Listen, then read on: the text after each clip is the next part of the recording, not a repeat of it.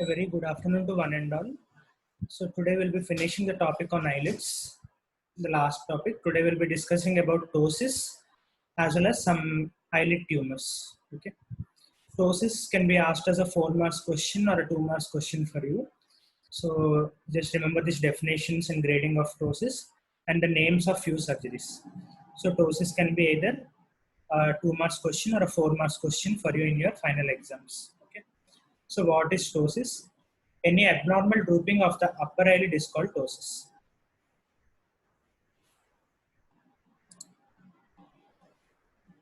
Okay, the audio. Okay, is it loud now? So today we'll be discussing about ptosis. Okay. So is the audio, is it audible now? Is the voice enough? Can you please reply? Okay, thank you. Okay. So what is ptosis? So ptosis is the abnormal drooping of the upper eyelid. So ptosis means it is a drooping of the upper eyelid is called ptosis. Okay. Someone raised their hand. Any more problem? Any problem is there? You can message it. Okay. Okay. So what is the normal position of the upper eyelid? So first of all, in order to define ptosis, you should know what is the normal position of the upper eyelid and what is the normal position of the lower eyelid. Okay. So the normal position of the upper eyelid is it covers the upper 1/6 of the cornea, which is roughly equal to 2 millimeters. So you all might have remembered about the dimensions of cornea, which was dealt by you previously. So what is the horizontal and vertical diameters? You know, the horizontal is little more than the vertical. So the horizontal is usually 11.7 to 12, whereas the vertical is 11 to 11.5. Depends on different textbooks. Okay. So normally, the normal position of upper eyelid is it covers the upper 2 millimeters of the cornea. So when 2 millimeters of the cornea upper part is covered by the upper eyelid, it is the normal position of the upper eyelid. When it covers more than 2 millimeters, then it is known as ptosis. So ptosis is abnormal drooping. So drooping means it should be below the normal level. So the normal level is the upper 2 millimeters of cornea should be covered by the upper eyelid. But when it is covering more than that, then it is known as a ptosis. So similarly, the lower eyelid position. The lower eyelid normally it is present up to the sclerocorneal junction or the limbus. That is, the lower eyelid's normal position is up to the sclerocorneal junction, that is the limbus, lower limbus. So inferior limbus is the normal position of the lower eyelid. When the lower eyelid covers any part of the cornea which is more than the limbus or beyond the limbus, then it can be called as lower lid ptosis. So usually when we mean ptosis, it means the upper eyelid ptosis. So ptosis is drooping of the upper eyelid usually. So normally the upper eyelid covers 2 mm of the cornea, upper 2 millimeter. When it covers more than that, it is known as ptosis. Similarly, theoretically, there is also lower eyelid ptosis. The normal position of lower eyelid is up to the inferior limbus. When it covers beyond that, then it is known as lower eyelid ptosis. It can be seen in case of Horner syndrome, lower eyelid ptosis. Okay. But in generally, we refer to upper eyelid when we speak about ptosis. Okay. So what is the classification of ptosis? Basically, it is congenital type and acquired type. Congenital type can be simple. That is, there is only presence of ptosis and nothing else. Or it could be complicated. Complicated means there is presence of ptosis along with oculomotor anomalies. That is third nerve, fourth cranial nerve, or sixth cranial nerve. In your extraocular muscles, I have taken you about these nerves. So whenever there is a associated third nerve or fourth nerve or sixth nerve palsy or any muscle palsy, or there is a blepharophimosis. So here blepharo means eyelid. Phimosis means narrowing. So blepharophimosis is narrowing of the horizontal width of the palpebral aperture. So when there is a narrowing of the horizontal width of the palpebral aperture, it is known as blepharophimosis. Similarly, Marcus Gunn ptosis. What is this? We will be seeing in the diagrams. So congenital ptosis can be simple. That is, there is only ptosis and there is no other abnormality. Or it could be complicated. That is, along with ptosis, along with the drooping of the upper eyelid, there is associated other motor anomalies or blepharophimosis or Marcus Gunn ptosis. And what are the acquired causes? Acquired causes can be neurogenic, myogenic, aponeurotic, or mechanical. These will be dealing in detail in the succeeding slides. Okay, so what is congenital ptosis? So the muscle present in the upper eyelid is the levator palpebrae superioris. So the elevation of the upper eyelid is brought about by the levator palpebrae superioris muscle, which is supplied by the third cranial nerve or oculomotor nerve. So when there is any associated congenital weakness or maldevelopment or some atrophy or dystrophy of that muscle, then when there is a weakness of that muscle, there is automatically drooping of the upper eyelid. So it could be weakness or maldevelopment. So the characteristic features in congenital ptosis are either one eyelid or both lids can be affected, and it is usually present since birth. So when you call it congenital, when it is present in birth, it is called congenital. Okay. The lid crease is either diminished or absent. Lid crease is your fold. So on all of your eyelids, you can see that there is one fold is present, which is known as the lid crease. So the lid crease is either absent or it is diminished, or it is very faintly visible in case of congenital ptosis.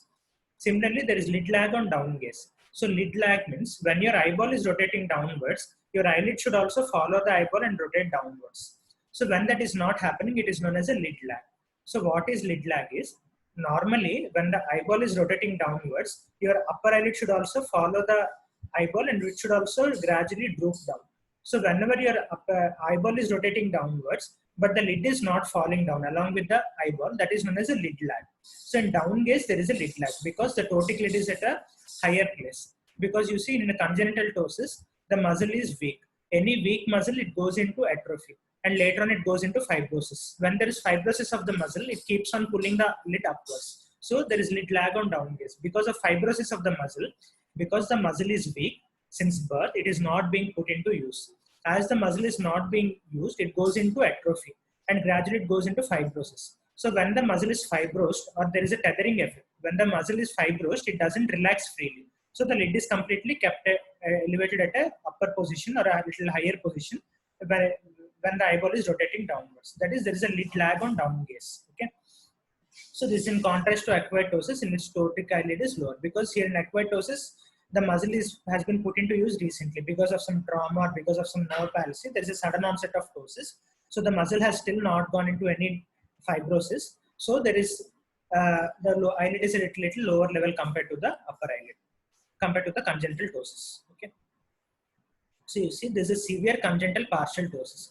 There is a partial ptosis because still some amount of palpebral aperture is visible. So when the eyelid is completely drooping and it is totally closing the eyelid, palpebral fissure, then it is known as a complete ptosis. So this is a severe type of congenital type of partial ptosis. Okay.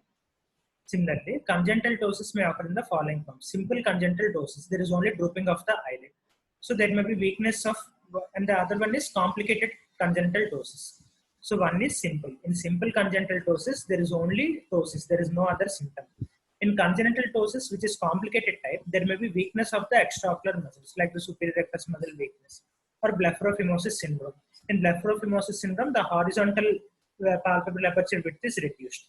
As a result, there is telecanthus, that is increase in the interpupillary distance. And similarly, congenital synkinetic ptosis or Marcus-Gunn jaw winking. In Marcus-Gunn jaw winking, what happens is, there is an abnormal innervation between the trigeminal nerve and the oculomotor nerve. So trigeminal nerve supplies the muscles of mastication. There is a lateral pterygoid, medial pterygoid, masseter, and the temporalis muscle.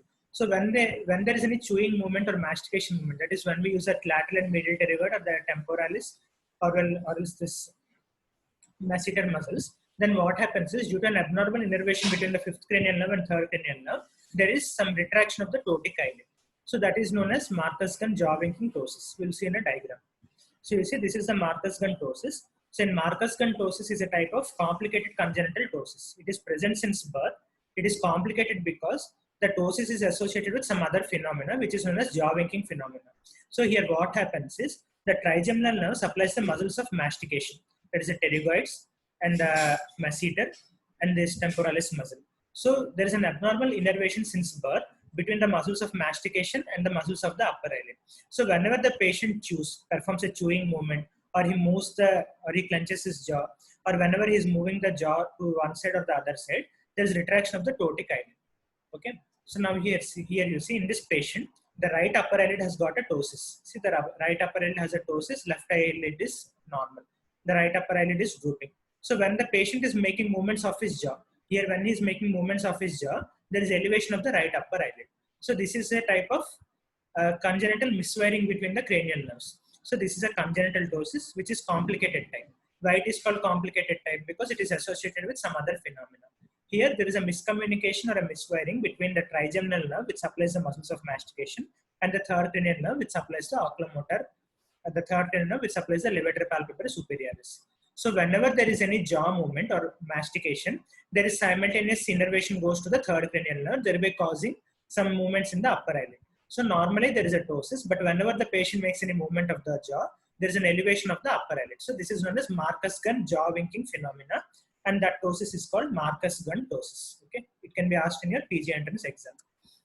Next, this is also another one. See here, the left eyelid is normal. When the patient is stimulating the muscles of mastication, that is when the patient is opening the mouth. Lateral pterygoid is a depressor of the mandible. So here the patient is using the lateral pterygoid muscle. So there is an elevation of the ptotic lid. So this is Marcus-Gunn jaw winking syndrome. Okay, this is also again same example. Here also you see a mild left side, there is a ptosis is present, but when the patient is moving his jaws, there is an elevation of the ptosis. This is also another example. So what are the acquired ptosis? Acquired ptosis can be neurogenic. Neurogenic is third nerve palsy. See, the upper eyelid is supplied by the levator palpebrae superioris muscle, which is innervated by the third cranial nerve. So when there is a third nerve palsy, automatically there is a ptosis or drooping. Similarly, Horner syndrome. In Horner syndrome, you might have read in your first year Chaurasia textbook. There is ptosis, meiosis, anhidrosis, loss of ciliospinal reflex, and anophthalmos. Ptosis, meiosis, anhidrosis, anophthalmos, and loss of ciliospinal reflex. So these are the components of the Horner syndrome.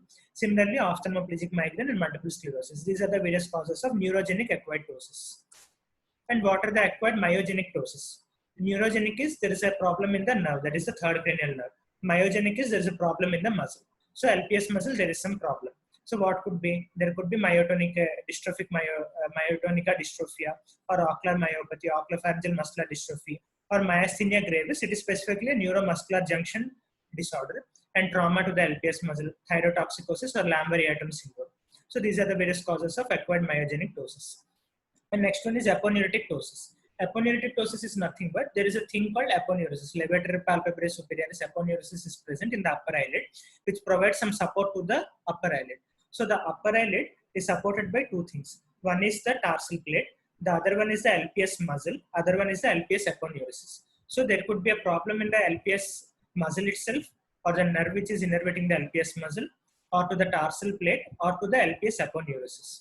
So when there is any damage to the aponeurosis due to trauma or due to involution, because the aponeurosis is made up of collagen. As the age increases, the collagen breaks. So there might be involutional senile ptosis. Similarly, post-operative, after cataract or after any ocular surgery, suppose when there is a trauma, while inserting the speculum, suppose there is a trauma to the LPS aponeurosis or the LPS muscle, some fibers are torn, then also you can get a ptosis. So post-operative ptosis due to trauma induced while inserting the eye speculum.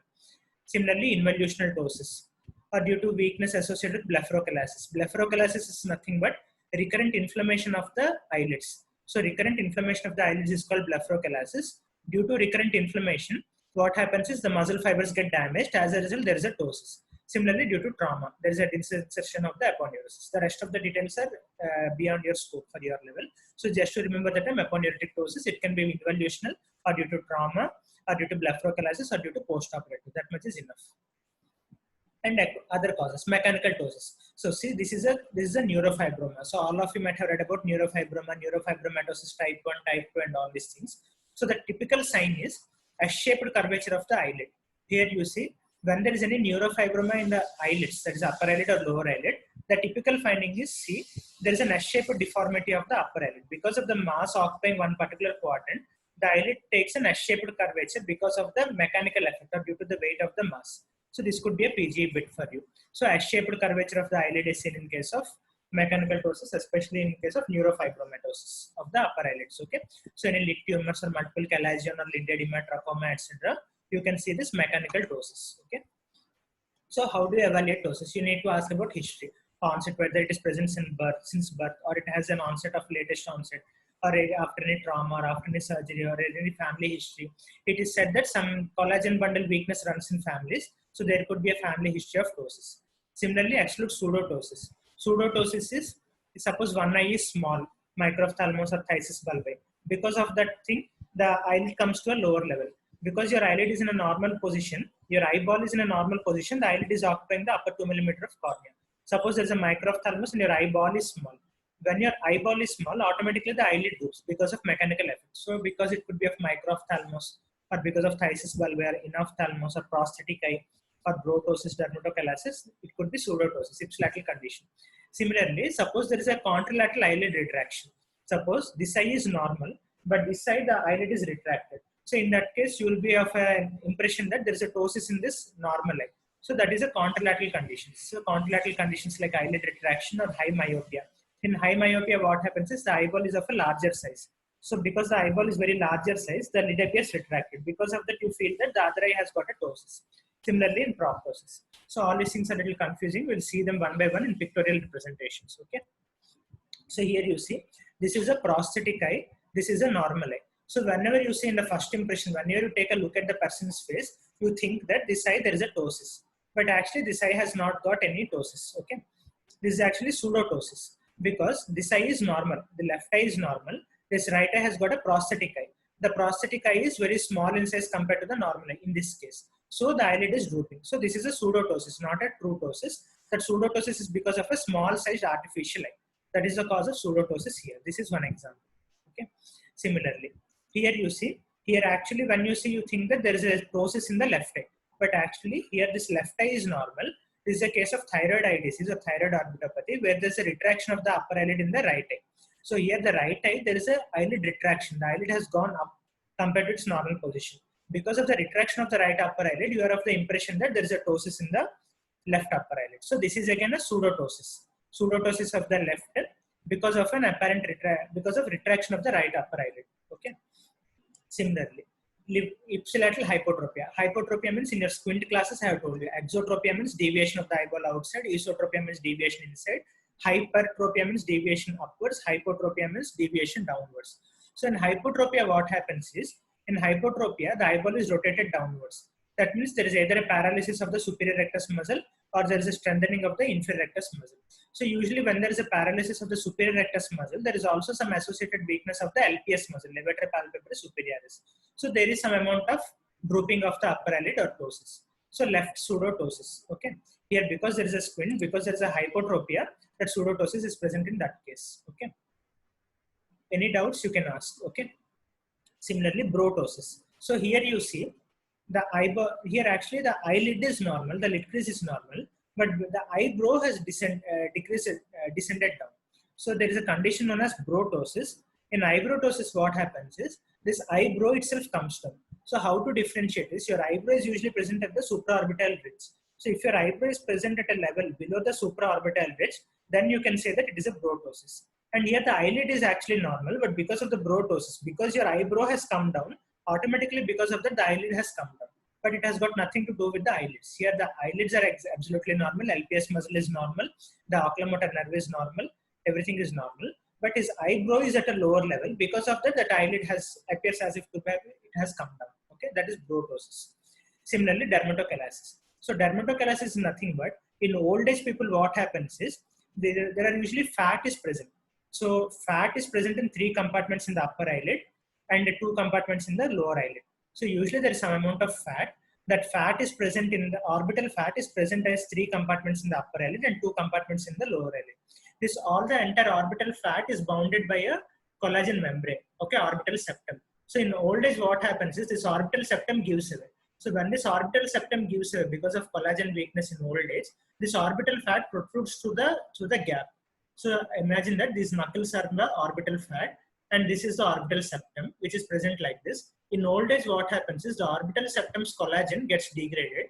As a result, the orbital septum becomes weak. So when the orbital septum becomes weak, the fat in the orbit protrudes through the orbital septum and comes out. So that fat which has protruded out, it comes underneath and comes and lies under the skin. So the skin appears like a baggy appearance. So this is known as dermatochalasis. Okay. So dermatochalasis is nothing but protrusion of fat through the orbital septum and causing a sagging condition of the skin. This is dermatochalasis. And in old age, this is common. So here actually the eyelid is at a normal level, but here you can see there's an extra fold of skin. Here the eyelids are absolutely at a normal level, normal position, covering only upper 2 millimeters of cornea. But here excess of skin is because of the protruded fat. So this is known as dermatochalasis. And if there is an inflammation of this dermatochalasis, then we call it as blepharochalasis, which I told you in your first slide. Okay. Inflammation of dermatochalasis is known as blepharochalasis. Without inflammation, it is called dermatochalasis. Okay. So in any case, while examining a case of ptosis, you should see whether it is unilateral or bilateral, and functioning of the orbicularis oculi muscle. Similarly, the lid crease is present or not. If the lid crease is present, it could be acquired. If lid crease is absent, it could be congenital ptosis or an aponeurotic ptosis. Similarly, jaw winking phenomena is present or not. It indicates that it is a complicated congenital ptosis. Associated weakness of any extraocular muscle. Bell's phenomena is present or absent. So what is this Bell's phenomena is? Whenever we close our eyes, the eyeball rotates upwards and outwards. So whenever we try to close our eyes, the eyeball rotates upwards and outwards. So this is the direction of rotation of the eyeballs. So that is a normal protective mechanism because the cornea is the most sensitive part of our human eye. So in order to protect the cornea, nature has brought into an effect, a reflex called as Bell's phenomena, which is an involuntary reflex. The path of the reflex is not fully elucidated till now, but it is expected that whenever there is a closure of the eyelids, because of the action of seventh nerve, orbicularis oculi muscle closes the eyelid. So whenever there is an action of the seventh nerve, facial nerve, and orbicularis oculi muscle is functioning and there's closure of the eyelid, at that time the eyeball rotates upwards and outwards by innervation to the third cranial nerve. This is known as Bell's phenomena, which is a normal protective phenomenon. Okay.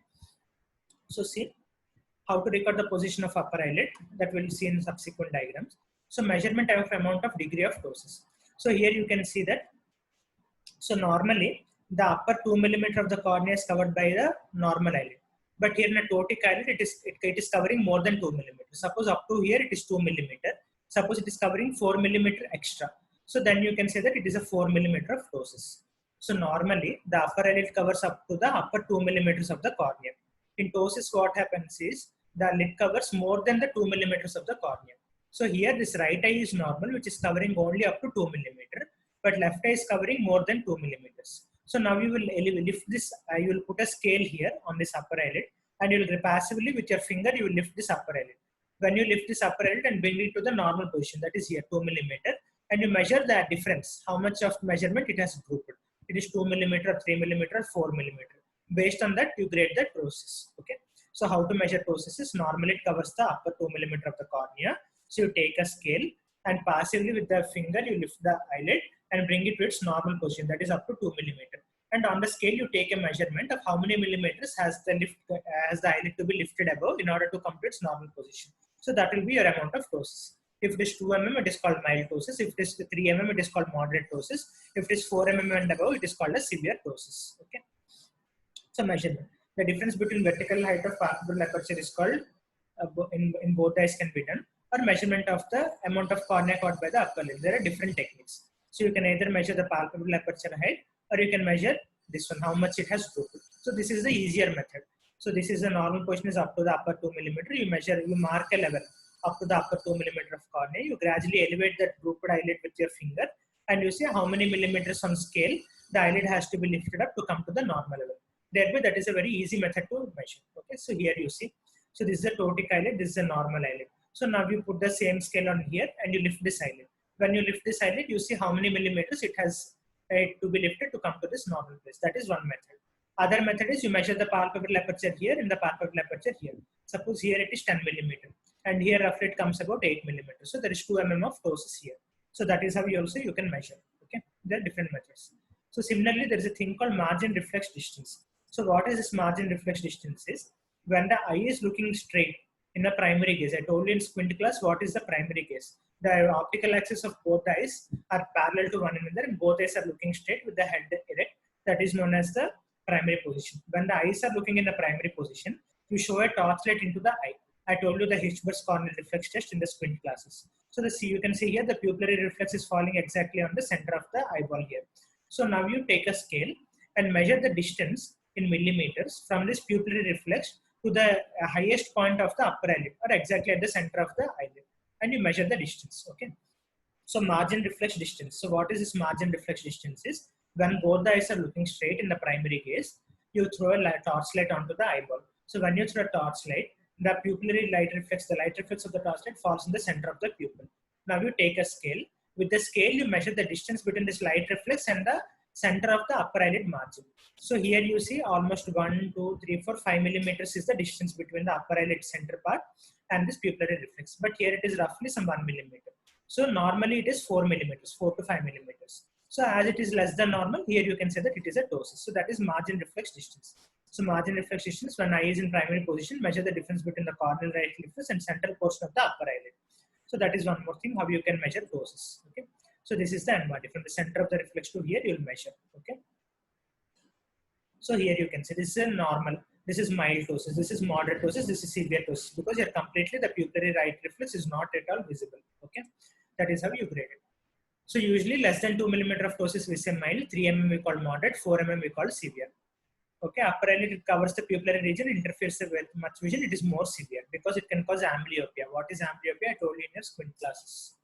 Okay, so what happens in so when there is a ptosis, when there is a drooping of the upper eyelid, what the patient tries to do? So when there is a ptosis, what happens is patient is unable to see anything. Automatically, what happens? The patient tries to compensate for it. So how the patient compensates? So as both the upper eyelids have drooped down, so the patient tries to elevate his chin, so that when he elevates the chin, his visual acuity will be clear. So what happens is the attempt, in order to overcome this ptosis, the patient undergoes so many changes. What happens is, as the upper eyelid has drooped down, the patient tries to overact his frontalis. So like this one, he tries to lift his eyebrows and he tries to frown. So that some amount of frontalis also helps in 2 mm of extra raising of the upper eyelid. So suppose there is a ptosis, there is a drooping of the upper eyelid, the LPS action is also supplemented by frontalis muscle. So the patient tries to lift his eyebrows or tries to frown, so that there is some overaction of the frontalis muscle in order to an attempt to raise the drooped eyelid. Similarly, head raised position or chin raised position in order to see clearly. And eye to be rotated downwards. As the upper part is covered by the ptotic eyelid, the patient tries to rotate his eyeballs down so that he can get a clear action. So forced contraction of frontalis, raised eyebrows, wrinkles of the forehead, secondary to contraction of frontalis. So these are so partial ptosis, which is very mild, can be managed by all these things. They can compensate for it. But severe ptosis can't be done by them. Here you see there is a congenital ptosis. Since birth, there is a ptosis of this right side. So here you see the eyebrow is elevated. There is a wrinkles which are more prominent. Okay, in order to open the eyes. So similarly, levator function. So there is a muscle called levator palpebrae superioris, which you have already learned about it. So this levator palpebrae superioris is the main muscle which is responsible for elevation of the upper eyelid. So now how to measure this function of this levator palpebrae superioris? Okay, initially first ask the patient to look down. Ask the patient to look down in the down gaze. Then you apply pressure over the eyebrows with your thumb. So once the patient is looking down, apply pressure over the eyebrow with the thumb. Then ask the patient to look up. So then you measure the amount of elevation of the upper eyelid. So levator palpebrae superioris is a muscle which is supplied by the third cranial nerve. This levator palpebrae superioris muscle is responsible for the elevation of the upper eyelid. Now, how do you assess the function of this levator palpebrae superioris? It is known by a method known as Burki's method. So what is this Burki's method? In this Burki's method, first ask the patient to look down towards his feet. Then you apply pressure over the eyebrow with your thumb. So why to apply pressure over the thumb is, I told you in previous example that this frontalis muscle which is present here over the forehead, that will also help the levator palpebrae superioris muscle to get elevated. So you have to block the action of the frontalis muscle. So how to block the action of frontalis muscle is apply pressure with the thumb over the eyebrow. With the pressure applied over the eyebrow with your thumb, what happens is you'll be blocking the impulses of the frontalis muscle going to levator palpebrae superioris. The contractions of the muscles are obstructed in between. So ask the patient to look down. When the patient is looking down, the LPS is relaxed, the frontalis is relaxed. Then you apply pressure with the thumb over the eyebrow so that to eliminate the muscle fibers contraction of the frontalis to pass out to the LPS. Then ask the patient to look up. When the patient looks up, in the meantime, you put a scale here. When the patient is looking down, put a scale here and ask the patient to look up. When he looks up, you take the measurement here. So how many millimeters of excursion has been taken place? So if it is around 14 to 15 millimeter, the action is good. If it is less than 4 mm, the action is poor. If it is 4 to 8, it is good, and 8 to 12, it is moderate. So that is how you grade it. And what are the special investigations? Tensilon test or phenylephrine test. So tensilon test is applied in case of myasthenia gravis. In myasthenia gravis, you all know there are antibodies to acetylcholine receptor anti-enzyme. So in tensilon test or retrophonium test, when you inject tensilon, there is an improvement of the ptosis. Then you can confirm the diagnosis of myasthenia. Similarly, there is a Horner syndrome. What happens here is there is ptosis because of sympathetic innervation is reduced. So you apply phenylephrine, which is a sympathomimetic drug, and it causes elevation of the upper eyelid. Similarly, neurological investigations in a CT or MRI brain, if you suspect some brain tumor which is causing a ptosis by compressing the third nerve. So there you cause MRI brain or any other reports as far as the neurological specialist is concerned. Similarly, photographic record. You can take a family album tomography scan. Just like your CT scan, there is a scan known as FAT scan, FAT scan. So FAT scan means nothing but family album tomography scan. Suppose you don't know whether the patient is congenital ptosis or acquired ptosis. The patients are uneducated. The patients are illiterate. So there is a tribal person, or the patients are illiterate and they don't know whether it is present in birth or it developed recently. Then what you can do is you can ask a patient to bring him an old photograph. Suppose the patient, you can ask, there is a child, you can ask him a photograph of his LKG. Then you can ask a photograph of the first standard. Then you can ask a photograph of his 10th standard. You can compare the photographs of all the 3 years, and thereby you can come to a conclusion as to when did the ptosis start. That is known as FAT scan, family album tomography scan. Okay. Similarly, myasthenia gravis, this is before. In myasthenia gravis, you all might have read it in your pharmacology. So there is a drooping of the upper eyelid. So when there is a drooping of the upper eyelid, you inject hydrophonium. Immediately within 20 seconds, you see there is an elevation of the upper eyelid because of the acetylcholine receptor activity. Okay. Similarly, positive hydrophonium test. Here also you see there is a ptosis. After injecting hydrophonium, there is an elevation of the upper eyelid. Similarly, increase in ptosis on fatigue. In myasthenia gravis, you all know, as the muscle is repeatedly stimulated, the acetylcholine present in the myoneural junction is depleted and the muscle goes into fatigue. So when you do more amount of exercise, the eyeball goes into fatigue. So in myasthenia gravis, if the patient repeatedly goes on blinking, after some 10 or 20 blinks, automatically there is occurrence of ptosis because of fatigue of the muscle as the acetylcholine is depleted. Okay. So now what are the various surgical treatment of ptosis? So all this is very difficult for you. Just to remember the names for your examination's sake. Just to remember mild ptosis, moderate ptosis, severe ptosis. So if it is a mild ptosis, less than 2 millimeter, the operation is Fastenella Servat. If it is moderate ptosis, up to 3 millimeters of ptosis, you go for levator resection, levator palpebrae superioris muscle resection. If it is a severe ptosis of 4 millimeters, you go for frontalis suspension. So basically you remember that the surgeries will be based on the severity of the ptosis and LPS function. So basically any ptosis surgery, it will be based on two things. One is severity. If it is mild ptosis, just Fastenella Servat operation is enough. Okay. If it is less than 2 millimeters of ptosis, Fastenella Servat operation is enough. Okay. Provided the levator palpebrae superioris muscle function is good. Next thing is if it is a moderate ptosis, roughly about 3 millimeters of ptosis, levator palpebrae superioris muscle resection. Resection is shortening of the muscle. So see there is a drooping of the upper eyelid. So what you do is you shorten the muscle. When you shorten the muscle, automatically the eyelid comes up. So that is levator palpebrae superioris resection. That is done for moderate ptosis with good LPS function. Provided what you have to, there is a prerequisite is the LPS function should be good. Okay. See this Fastenella Servat muscle, you will be cutting some amount of tarsal plate and conjunctiva and Muller's muscle. Okay. So the tarsal muscle should be intact in order to the Fastenella Servat operation to be effective. So if there is a mild ptosis of less than 2 millimeter, you go for a surgery called Fastenella Servat or tarsoconjunctiva mullerectomy. In this, you resect some amount of tarsal plate, Muller's muscle, and conjunctiva. That is for mild ptosis. Okay, here you target the Muller's muscle. The second type of operation for moderate ptosis, if there is a 3 millimeters of ptosis, you go for levator palpebrae superioris resection. Provided here the prerequisite is the function of the LPS muscle should be good. Suppose the LPS muscle is already paralyzed because of some trauma.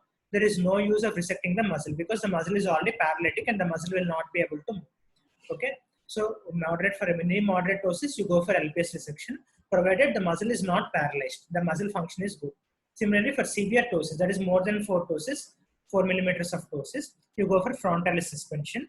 Or else, if there is a mild to moderate ptosis where the levator resection itself is not sufficient to lift the eyelid, in that case also you go for frontalis suspension.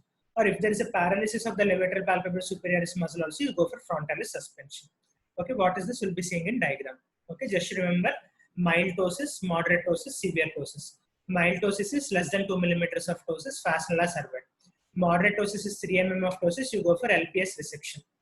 Severe ptosis or more than 4 mm of ptosis, you go for frontalis suspension. Provided the prerequisite is for LPS resection, the LPS muscle should be good in action. It should not be paralytic. And frontalis suspension, even for paralytic LPS muscle also, you can do the surgery. Okay. So first one is a tarsoconjunctiva mullerectomy. Here, at almost 2 millimeters of this tarsal plate is resected.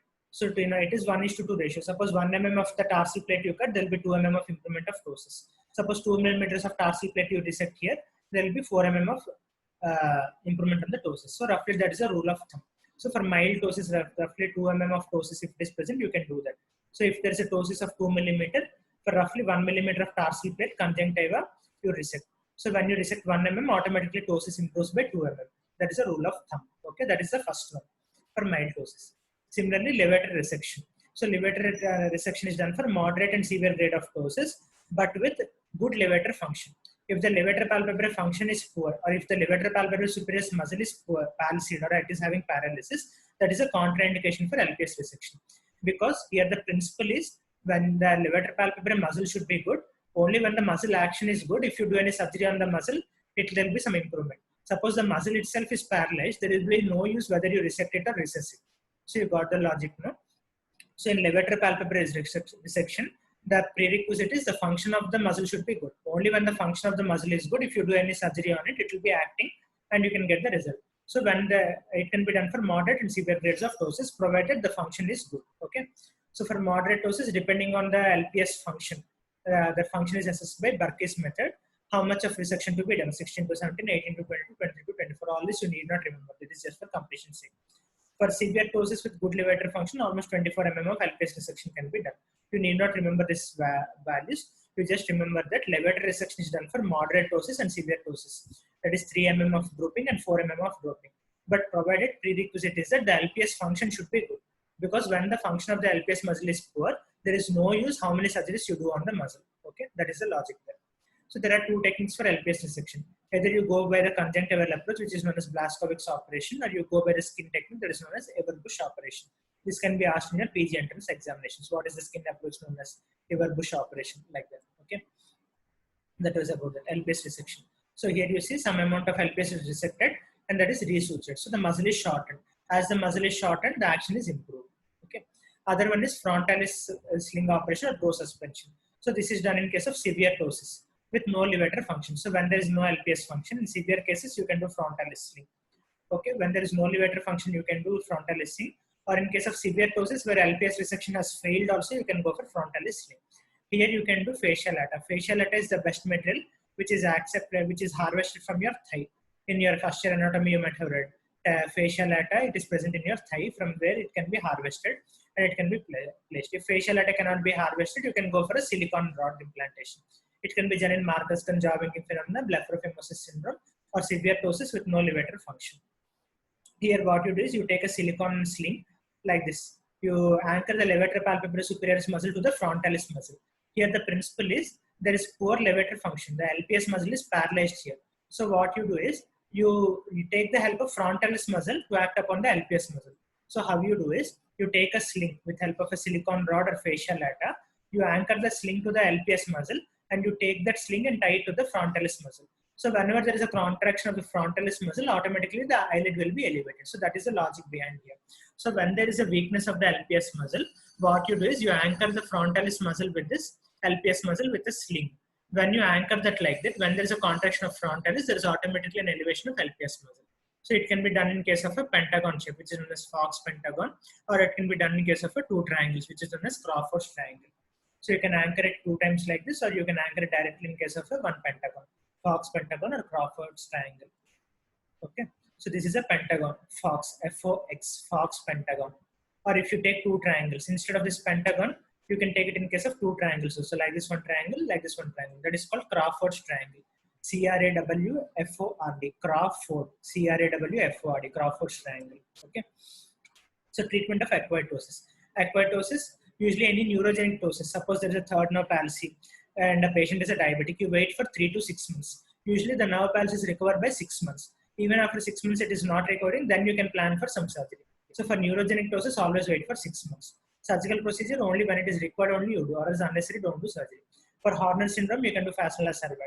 For neurogenic ptosis, already the third nerve is paralyzed. Third nerve is paralyzed, so LPS is paralyzed. As the LPS action, muscle action is not there, you can go for frontalis sling operation. Okay.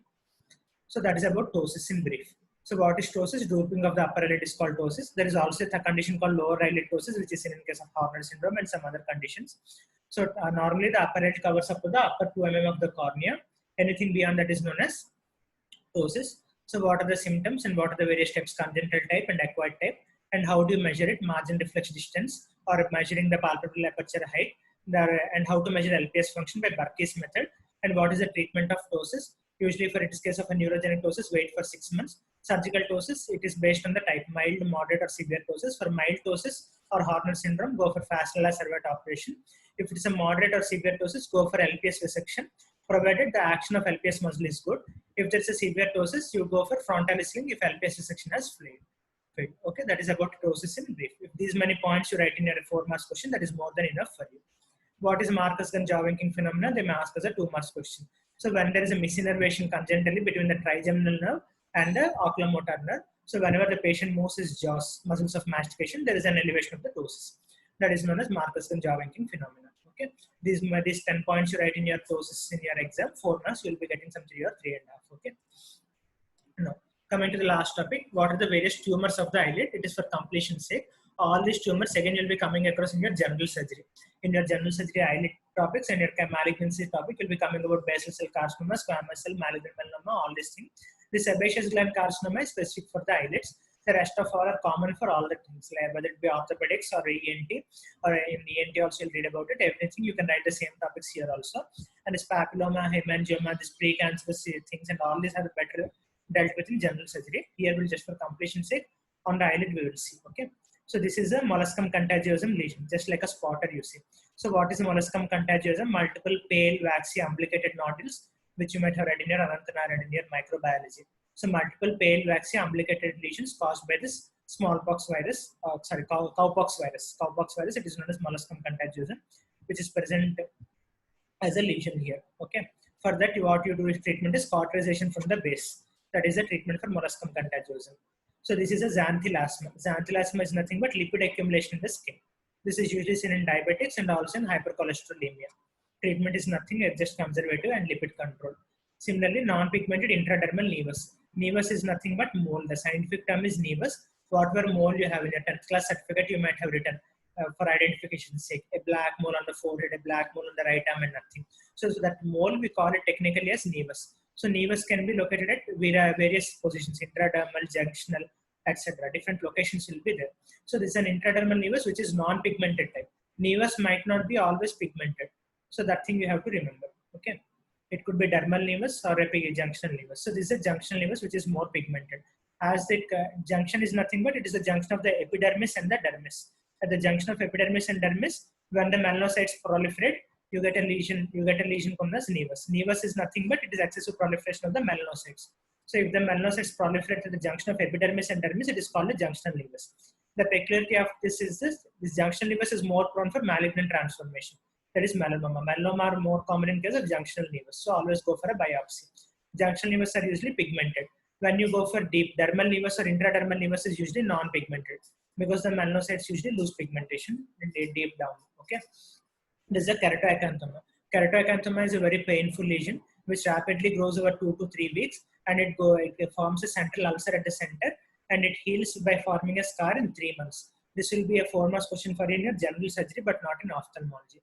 So this is under keratoacanthoma. In keratoacanthoma, what happens is it is a very painful lesion which rapidly progresses. It starts as a small nodule which rapidly increases in size in 2 to 3 weeks, and it ulcerates.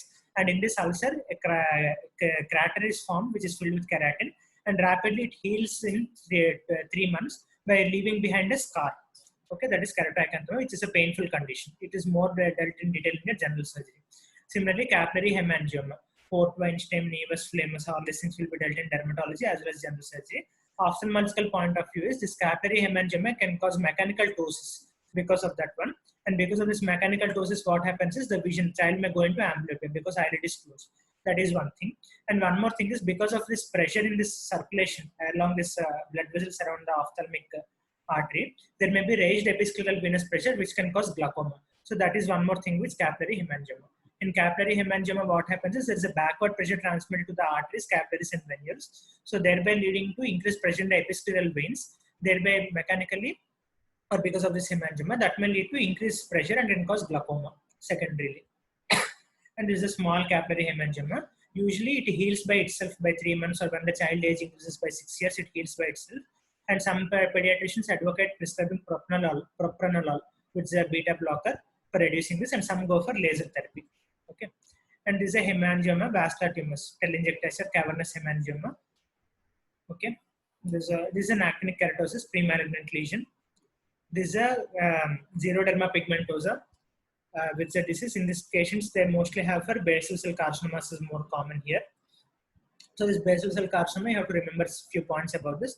This is the most common malignant tumor of the eyelids, 90%.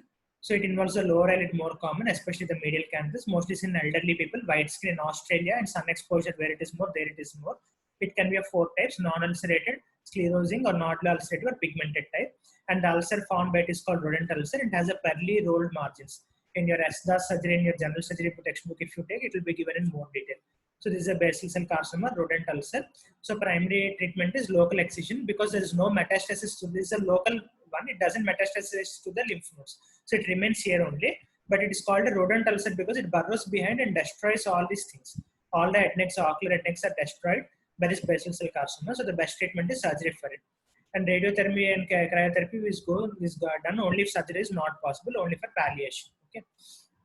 This is a sclerosing type of basal cell carcinoma, morphia type. And there is a small rodent ulcer which can gradually extend all over this eyeball. And similarly, this is a small rodent ulcer. This is a large rodent ulcer. And next, the second most common is a squamous cell carcinoma. In squamous cell carcinoma, it arises from the lid margin in elderly patient. It can arise from actinic keratosis or Bowen's disease and affects lower eyelid. Risk factors are radiation, solar radiation, fair skin people, and all. All these things again in general surgery will be reading more. In ophthalmology, it is never asked usually. It can be ulcerated type, nodular type, or cutaneous horn may be present with underlying invasive squamous cell carcinoma, and it usually metastasis via the lymph nodes. Treatment initially you try surgical excision. If it is not amenable to surgical excision, go for radiotherapy. That is how. This is squamous cell carcinoma case. This is another squamous cell carcinoma. This is a goat actually, not a human being. This is another platelet squamous cell carcinoma. Here, see it is spreading. So in these cases, high degree of suspicion is required. You might think that it is a hemangioma, but actually it's a squamous cell carcinoma.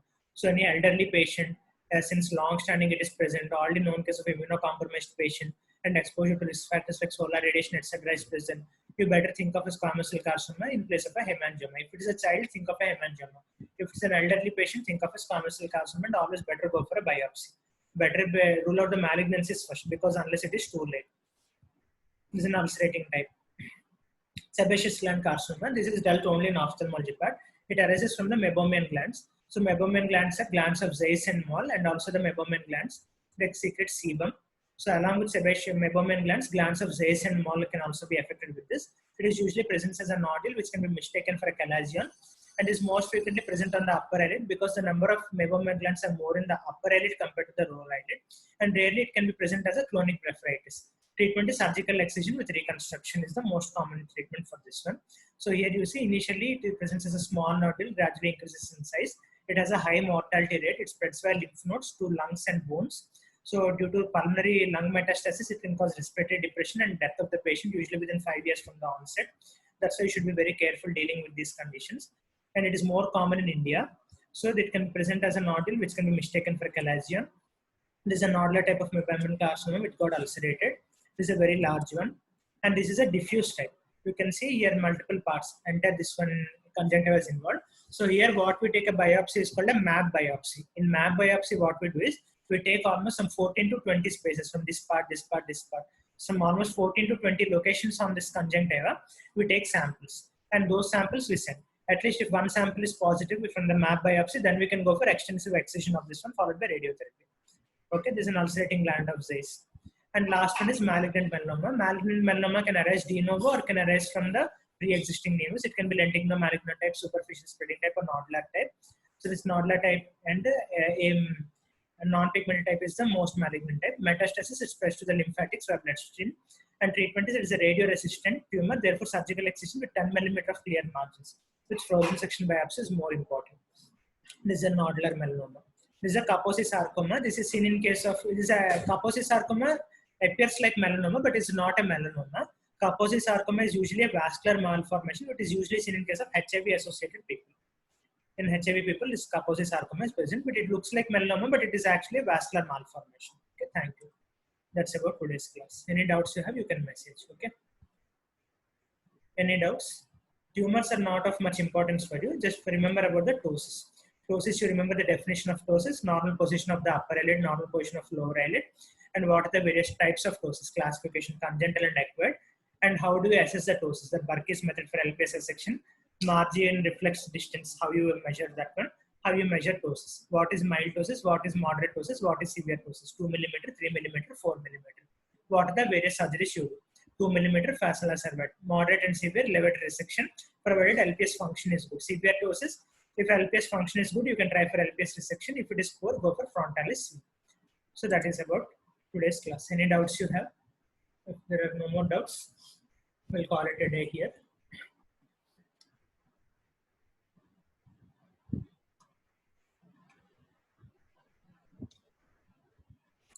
Hope no one has got any queries. Everything was clear and audible. So with this today's class, the eyelids has been finished. So from Wednesday, I'll be taking neuro-ophthalmology classes for you, some 3 or 4 classes. If possible, prepare and come. It is a little bit difficult to understand. Again, just like squint, it will be there. The pupillary reflexes, what are the various pupillary reflexes, pathways and all. If possible, just have a look at those diagrams before coming to class. It will be more clear for you. I'll try my best to help you out. Okay. So any more doubts? If no more doubts, we'll close it here. Eyelids is finished. Next, we'll be starting neuro-ophthalmology from Wednesday. Okay. Any queries? Any doubts? Ptosis will be a 4 marks for you, usually. So study that one well. Lid tumors are not needed for you. That is usually a general surgery topic. It will be dealt next year in more detail.